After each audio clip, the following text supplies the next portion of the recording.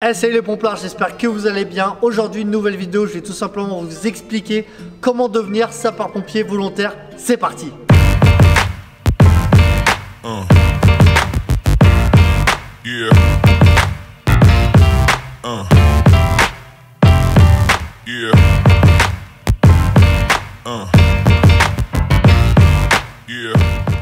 Allez, si tu regardes cette vidéo, c'est parce que tu es intéressé pour devenir sapeur-pompier volontaire. Et j'ai fait cette vidéo parce que c'est une question qui revient souvent, déjà sur mes réseaux sociaux, sur Instagram, vous me posez beaucoup la question. Donc je me suis dit que ça serait intéressant de faire cette vidéo pour tout vous expliquer de A à Z parce qu'il y a quand même pas mal de choses à savoir. D'ailleurs, si t'es pas abonné sur mes réseaux sociaux, c'est pas normal. Va tout de suite t'abonner sur Instagram, c'est strike.workout. Tu vas voir en story comment se passe une journée chez les sapeurs-pompiers. Tu vas aussi apprendre des choses, tu vas voir en sport, en manœuvre. Donc déjà, si le métier de pompier t'intéresse, franchement, tu vas kiffer mon Instagram. Je te le mets ici. Avant que je t'explique tout, déjà, il y a des conditions d'engagement. Tu peux postuler à partir de 16 ans ou 18 ans. Ça dépend de chaque département. Mais moi, les gars, je vous conseille de commencer à 18 ans. Ça sert à rien de commencer trop tôt. Vous avez le temps. Et à 18 ans, vous pouvez commencer à rentrer sapeur-pompier volontaire. Il n'y a pas d'âge limite.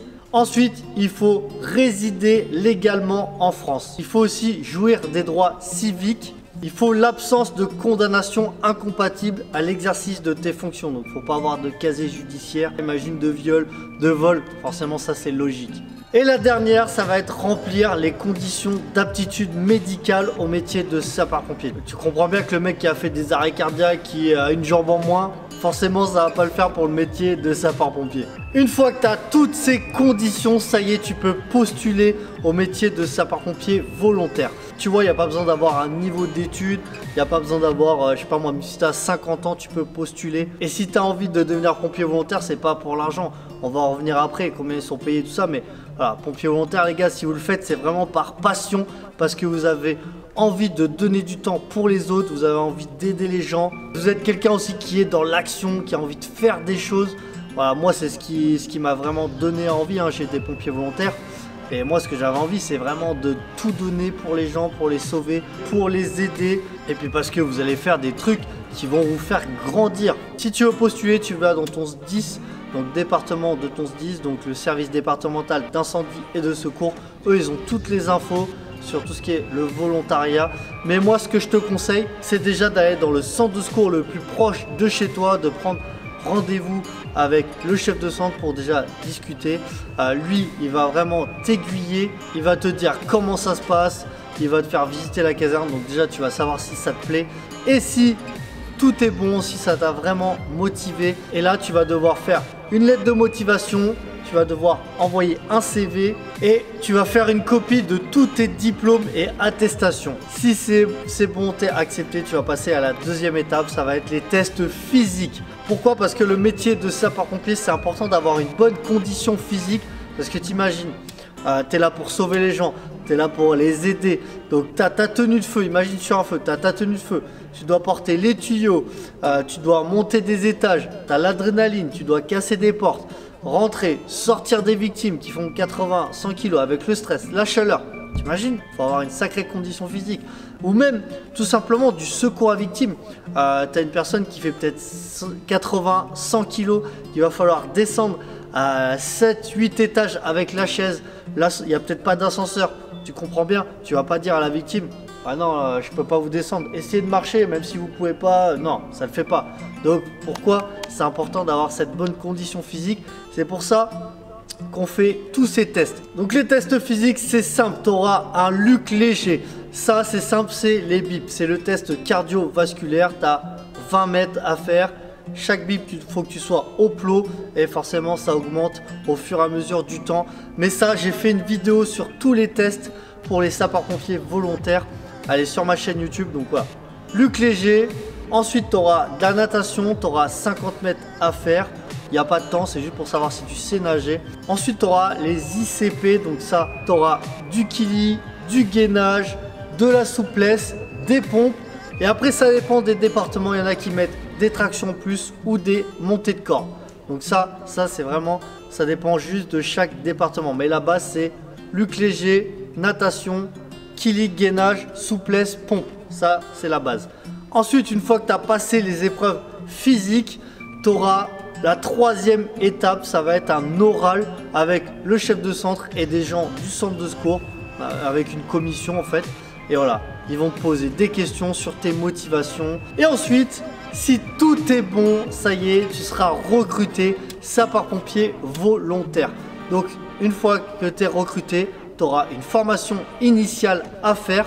Donc ça, bien sûr, c'est pour apprendre les bases, tout ce qui est secours à victime, tout ce qui est incendie, opérations diverses, l'eau de sauvetage. Voilà, tu auras toutes ces formations. Ça va te prendre du temps, ça dépend de chaque département. Il y en a où c'est des formations, par exemple, que le week-end pour les gens qui travaillent la semaine, ou c'est sur des semaines bloquées entières, par exemple pendant les vacances. Et puis une fois que tu as toutes ces formations de base, tu vas pouvoir partir en intervention. Maintenant, je vais vous dire de ce qu'on attend d'un sapeur-pompier volontaire. Il faut quelqu'un qui est disponible. Si le mec il est jamais à la caserne, il peut pas prendre de garde et tout, déjà c'est compliqué. Donc voilà, bien sûr que pompier volontaire, tu as un métier, mais ensuite les week-ends, les jours où tu travailles pas, les soirs, mettez-vous disponible. Ensuite, il va falloir vraiment aimer être au contact des gens, aimer les aider. Ça, voilà, tu comprends bien que métier de pompier, si le mec il aime pas être avec les gens, il s'en fout des gens, forcément ça va pas le faire. Ensuite, pour moi, la troisième chose, c'est toujours se remettre en question. Le métier de pompier, c'est un métier qui est dur. Enfin là, je vous parle du métier, mais même que ça soit volontaire, hein, sur intervention, on ne sait pas si c'est un pompier pro, un pompier volontaire.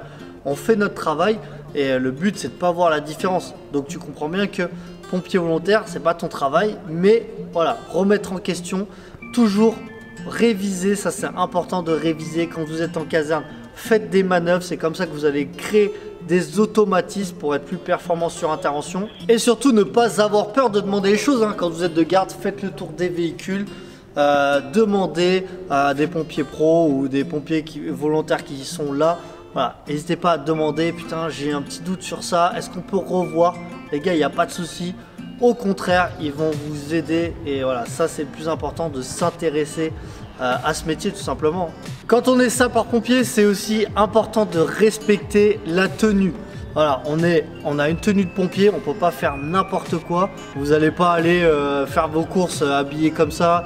Vous n'allez pas faire n'importe quoi sur les réseaux sociaux. Vous n'allez pas boire de l'alcool forcément avec la tenue. Voilà, respectez la tenue, respectez le grade aussi. Chez les pompiers, vous n'allez pas arriver dans une caserne, le mec il est adjudant ou quoi. Salut mec, ça va? Non, les gars, on vient d'arriver. Pompier, c'est quand même un petit peu militaire, donc il y a le respect des grades, de la hiérarchie, donc ça aussi c'est important.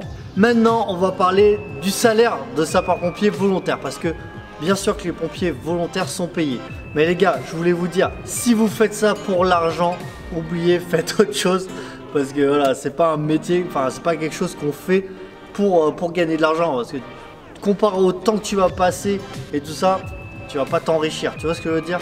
Mais voilà, je vous dis, si vous faites ce métier pour gagner de l'argent, franchement, faites vraiment autre chose. Voilà, pompier volontaire, vous allez être payé quand vous partez sur intervention, quand vous êtes en manœuvre, quand vous êtes en caserne, là, vous allez être payé. Alors après, ça dépend du grade, mais on va dire c'est du 10 € par heure. Donc je vous dis, c'est pas avec ça que vous allez faire de l'argent. Et le plus important, c'est pas ce qui est l'argent matériel, c'est le cœur. Donc là, vous allez vous enrichir le cœur et c'est ça le plus important. Et ne faites pas les choses si vous voulez avoir des retours, hein. Le métier de pompier, nous, c'est un travail dans l'ombre. Donc voilà, on va peut-être sauver des gens. Mais après, il faut pas se dire, oh putain, il est pas venu me remercier. Non, les gars, votre travail, c'est ça. Vous êtes là pour sauver les gens. Il faut pas, voilà, après les gens, bien sûr qu'ils vous le rendront, hein. Mais il faut pas l'attendre, tu vois ce que je veux dire? Après, si tu veux bien t'intégrer dans une caserne de sapeurs-pompiers, j'ai fait une vidéo sur ma chaîne YouTube. Je t'explique 5 conseils pour bien intégrer une caserne. Voilà, je t'explique vraiment les bases. Donc voilà, je t'ai tout expliqué comment devenir sapeur-pompier volontaire. On va faire un petit résumé. Donc je te rappelle, va dans le centre de secours le plus proche de chez toi. Fais CV, lettre de motivation, diplôme. Ensuite, tu auras des tests de sport à passer, lutte léger, natation, gainage, kili, souplesse, pompe. Ensuite, tu auras un oral à passer avec une commission de la caserne. Et si tout est bon, ça y est, tu seras recruté pompier volontaire. Je voulais vous dire, si vous me posez la question par rapport au barème de sport. Ouais, est-ce que si je fais pas les 10, est-ce que si je fais pas les 8, je suis recruté? Les gars, ça dépend vraiment de chaque département et de chaque caserne. Il faut savoir qu'il y a des gros départements où ils ont beaucoup de volontaires.